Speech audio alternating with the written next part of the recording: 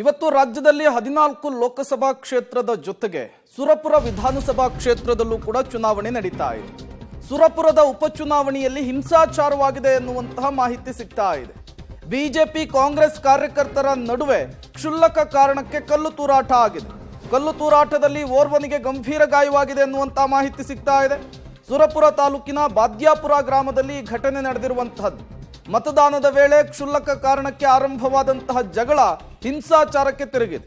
ಪರಸ್ಪರ ಬಡದಾಡಿಕೊಂಡು ಕಲ್ಲು ತೂರಾಟ ಮಾಡುವ ಹಂತಕ್ಕೂ ಕೂಡ ಈ ಜಗಳ ಹೋಗಿರುವಂತಹದ್ದು ನೀವು ಕೂಡ ವಿಜುವಲ್ಸ್ ಅನ್ನು ಗಮನಿಸ್ತಾ ಇದ್ದೀರಿ.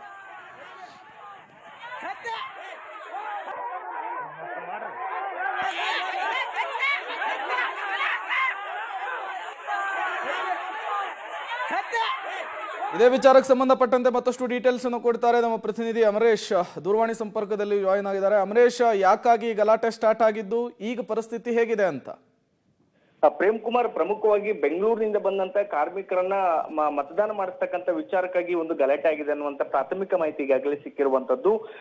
ಇದೇ ಒಂದು ವಿಚಾರಕ್ಕಾಗಿ ಎರಡು ಅಂದ್ರೆ ಬಿಜೆಪಿ ಮತ್ತು ಕಾಂಗ್ರೆಸ್ ಕಾರ್ಯಕರ್ತರು ಪರಸ್ಪರ ಕಲ್ಲು ತೂರಾಟ ಮಾಡ್ಕೊಳ್ಳೋದ್ರ ಮೂಲಕ ಓರ್ವ ವ್ಯಕ್ತಿಯ ತಲೆಗೆ ಗಂಭೀರವಾಗಿರ್ತಕ್ಕಂಥ ಗಾಯವಾಗಿದ್ದು ಸದ್ಯ ಆ ವ್ಯಕ್ತಿ ಸುರಪುರದ ತಾಲೂಕಾಸ್ಪತ್ರೆಯಲ್ಲಿ ಚಿಕಿತ್ಸೆಯನ್ನ ಪಡೀತಾ ಇದ್ರೆ. ಕ್ಷುಲ್ಲಕ ಕಾರಣಕ್ಕೆ ಗಲಾಟೆ ಆರಂಭವಾಗುತ್ತೆ. ಮೊದಲೇ ಹೇಳಿದಂಗೆ ಬೆಂಗಳೂರಿನಿಂದ ಬಂದಂತ ಕಾರ್ಮಿಕರನ್ನ ಮತದಾನ ಮಾಡಿಸ್ಬೇಕಾಗಿರುತ್ತೆ.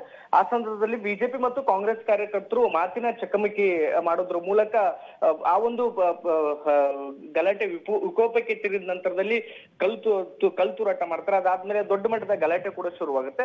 ಸದ್ಯಕ್ಕೆ ಸ್ಥಳಕ್ಕೆ ಪೊಲೀಸರು ಆಗಮಿಸಿ ಪರಿಸ್ಥಿತಿಯನ್ನು ಕೂಡ ನಿಯಂತ್ರಣಕ್ಕೆ ತಂದಿದ್ದಾರೆ. ಆದ್ರೆ ಗ್ರಾಮದಲ್ಲಿ ಪರಿಸ್ಥಿತಿ ಬೂದಿ ಮುಚ್ಚಿದ ಕೆಂಡದಂತಿದ್ದು ಯಾವಾಗ ಬೇಕಾದ್ರೂ ಒಂದು ಗಲಾಟೆ ದೊಡ್ಡ ಮಟ್ಟದಲ್ಲಿ ಆಗ್ತಕ್ಕಂಥ ಸಾಧ್ಯತೆ ಇದೆ ಅನ್ನುವಂತ ಮಾತುಗಳು ಕೂಡ ಕೇಳಿ ಬರ್ತಿದೆ. ಒಟ್ಟಾರೆಯಾಗಿ ಸದ್ಯಕ್ಕೆ ಪರಿಸ್ಥಿತಿ ಹತೋಟಿಗೆ ಬಂದಿದೆ. ಪೊಲೀಸರು ಕೂಡ ಪರಿಸ್ಥಿತಿಯನ್ನು ನಿಯಂತ್ರಣಕ್ಕೆ ತಂದಿದ್ದಾರೆ. ಈಗ ಸುರಪುರ ಪೊಲೀಸ್ ಠಾಣೆ ವ್ಯಾಪ್ತಿಯಲ್ಲಿ ಘಟನೆ ಕೂಡ ನಡೆದಿರುವಂತದ್ದು. Prem Kumar. Okay, thank you Amaresh ತಮ್ಮೆಲ್ಲ ಮಾಹಿತಿಗಾಗಿ.